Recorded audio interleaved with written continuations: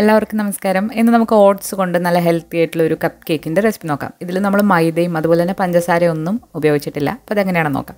ആദ്യം തന്നെ നമുക്ക് ഈ റെസിപ്പിയിലേക്ക് വേണ്ടിയിട്ട് 2 നന്നായിട്ട് പഴുത്ത പഴമാണ് വേണ്ടത്. പഴം നമ്മളിവിടെ എടുത്തിരിക്കുന്ന റോബസ്റ്റ പോലത്തെ പഴമാണ്.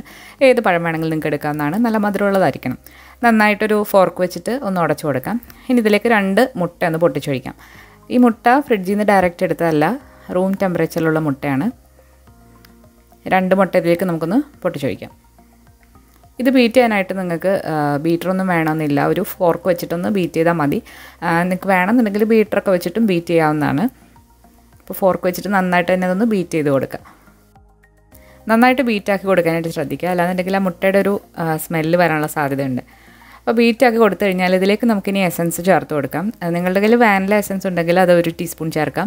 നമ്മളിവിടെ ഇപ്പോൾ ചേർക്കുന്നത് ബനാന എസൻസ് ആണ്. അപ്പോൾ നല്ലൊരു പഴത്തിൻ്റെ ഒരു ഫ്ലേവർ കിട്ടും. നന്നായിട്ട് മിക്സ് ആക്കി കൊടുക്കുക. ബനാന എസൻസ് ആണെന്നുണ്ടെങ്കിൽ ഒരു 3-4 ഡ്രോപ്സ് ഒഴിച്ച് കൊടുത്താൽ മതി. ഇനി നമ്മളിതിലേക്ക് ചേർക്കുന്നത് ഉരുക്കിയ ബട്ടറാണ്. നമ്മളിവിടെ 2 ടേബിൾ സ്പൂണാണ് ചേർത്തിരിക്കുന്നത്. നിങ്ങൾക്ക് ബട്ടർ എടുക്കാനില്ല എന്നുണ്ടെങ്കിൽ റിഫൈൻഡ് ഓയിൽ എടുത്താലും മതി. നന്നായിട്ടൊന്ന് മിക്സ് ആക്കി കൊടുക്കാം. ഇനി ഇതിലേക്ക് നമ്മൾ മധുരത്തിന് വേണ്ടിയിട്ട് മേപ്പിൾ സിറപ്പാണ് എടുക്കുന്നത്. ഇത് നമ്മൾ നാച്ചുറലായിട്ടുള്ളൊരു ഷുഗറാണ്, റിഫൈൻഡ് അല്ല. പകരം നിങ്ങൾക്ക് ശർക്കര ഉരുക്കിയതും എടുക്കാവുന്നതാണ്. ശർക്കര കുറച്ച് വെള്ളം ഒഴിച്ചിട്ട് ഒന്ന് ചൂടാക്കിയതിന് ശേഷം ചൂടാറിയിട്ട് ഇതിലേക്ക് ഒഴിച്ചു കൊടുക്കാം. നിങ്ങളുടെ മധുരത്തിനനുസരിച്ചിട്ട് ഇതിലേക്ക് ചേർക്കാവുന്നതാണ്. നമ്മൾ ആദ്യം ഇവിടെ ഒരു 2 ടേബിൾ സ്പൂൺ ചേർത്ത് കൊടുത്തിട്ട് വീണ്ടും നമുക്ക് മിക്സ് ചെയ്തിട്ട് നോക്കാം. നിങ്ങളുടെ ആവശ്യാനുസരണം ചേർത്ത് കൊടുക്കാം. അപ്പോൾ നമ്മളിവിടെ 1 ടേബിൾ സ്പൂണും കൂടെ, അങ്ങനെ മൊത്തത്തിൽ 3 ടേബിൾ സ്പൂണാണ് നമ്മളിവിടെ മേപ്പിൾ സിറപ്പ് ചേർത്തിരിക്കുന്നത്. അത് ഓരോരുത്തരുടെ മധുരം അനുസരിച്ചിട്ട് കൂട്ടുകയോ കുറയ്ക്കുകയോ ചെയ്യാവുന്നതാണ്. നന്നായിട്ട് മിക്സാക്കി കൊടുത്തിട്ടുണ്ട്. ഇനി ഇതിലേക്ക് നമ്മൾ 1 ടീസ്പൂൺ ബേക്കിംഗ് പൗഡറാണ് ചേർക്കുന്നത്. ബേക്കിംഗ് പൗഡറിന് പകരം നിങ്ങൾക്ക് ബേക്കിംഗ് സോഡയും ചേർക്കാവുന്നതാണ്. നന്നായിട്ടൊന്ന് മിക്സ് ചെയ്തെടുക്കുക. ബേക്കിംഗ് സോഡ ആണെന്നുണ്ടെങ്കിൽ ഒരു 1/4 ടീസ്പൂൺ ചേർത്താൽ മതി. നന്നായിട്ട് ബീറ്റ് ചെയ്ത് കൊടുക്കുക.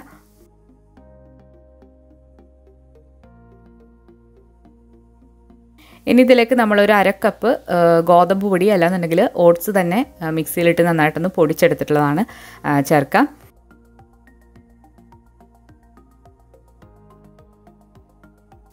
ഇനി ഇതിലേക്ക് നമ്മൾ കുറച്ച് മുഴുവനേ ഉള്ള ഓട്സും കൂടി ചേർക്കുന്നുണ്ട്. അപ്പോൾ നമ്മൾ ആദ്യം ഒരു 1/2 കപ്പ് ചേർത്ത് കൊടുത്തിട്ട് ഇളക്കി നോക്കാം. അതിന് ശേഷം കുറച്ചുകൂടെ ചേർക്കാം. ഇപ്പോൾ കുറച്ചൊന്ന് ലൂസായിട്ടാണുള്ളത്. അപ്പോൾ നമ്മളിവിടെ 3/4 കപ്പ് ഓട്സാണ് ചേർക്കുന്നത്. ഏത് ഓട്സ് വേണമെങ്കിലും നിങ്ങൾക്ക് എടുക്കാം.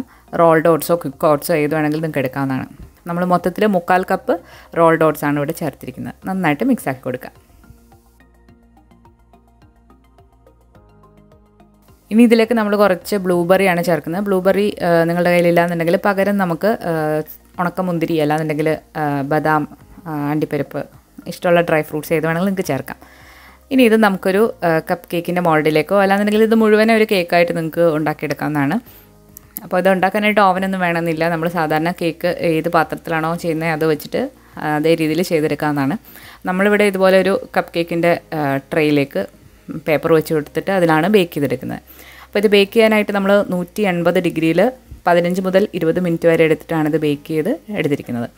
ഏത് ഓവനിലാണെന്നുണ്ടെങ്കിലും നിങ്ങളുടെ ഓവൻ്റെ ഇതനുസരിച്ചിട്ട് സമയം വേരി ചെയ്യാം. അപ്പോൾ അതനുസരിച്ചിട്ട് നോക്കിയിട്ട് ചെയ്യാം. അപ്പോൾ നമ്മളൊരു 15-20 മിനിറ്റ് ഇത് ബേക്ക് ചെയ്ത് എടുത്തിട്ടുണ്ട്. അപ്പോൾ നല്ല ഹെൽത്തി ആയിട്ടുള്ളൊരു കപ്പ് കേക്കാണ്. ഇതിൽ നമ്മൾ മൈദയും അതുപോലെ പഞ്ചസാരയും ഒന്നും ചേർത്തിട്ടില്ല. ബ്രേക്ക്ഫാസ്റ്റിനൊക്കെ കഴിക്കാൻ പറ്റിയ നല്ലൊരു ഹെൽത്തി ആയിട്ടുള്ള ഒരു കപ്പ് കേക്കാണ്. കുട്ടികൾക്കൊക്കെ ധൈര്യമായിട്ട് കൊടുക്കാം. അതുപോലെ തന്നെ ഷുഗറൊക്കെ ഉള്ളവർക്ക് ഒരെണ്ണമൊക്കെ കഴിക്കാം.